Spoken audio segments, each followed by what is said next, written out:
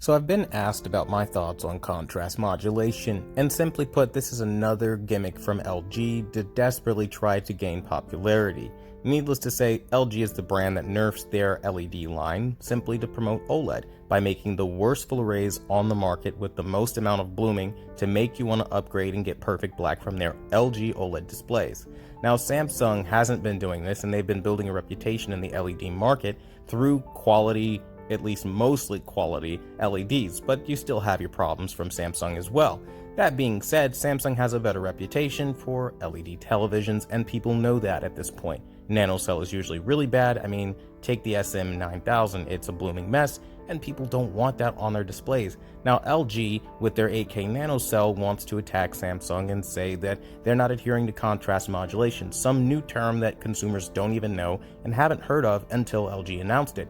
This makes it twice as hard for LG to fight that battle because they're fighting basically not only the gap of proving 8K and its relevance in a market that doesn't need it, didn't ask for it, and there is no way to really display it or produce it, but also now you're trying to sell the benefit of contrast modulation, which again, that's not going to work because that's a very petty thing that very few people will actually care about. And prove it, LG. That's kind of how a lot of people feel, especially on the Samsung side of things. Especially when they look at the Samsung 8K and it's sharp and beautiful and glorious to them, they're not going to believe a word of what LG says.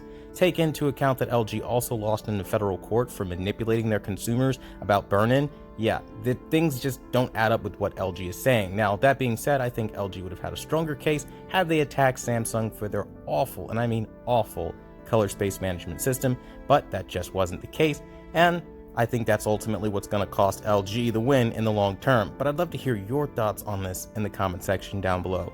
Thanks for watching the #1 brand in honesty, and until the next video, I'll see you guys later. Before I end this video, I want to let you guys know that one of our community members has a couple of sons that really love the ending of this video, and it really touches my heart because they like doing the dance at the end of the video, and I really think it's so cool that I have a couple little guys out there just having fun with their dad and just kind of listening and being a part of the Quantum Nation. So I want to thank you guys and give a massive shout out to Aiden and Jaden, and with that, let's do the dance together.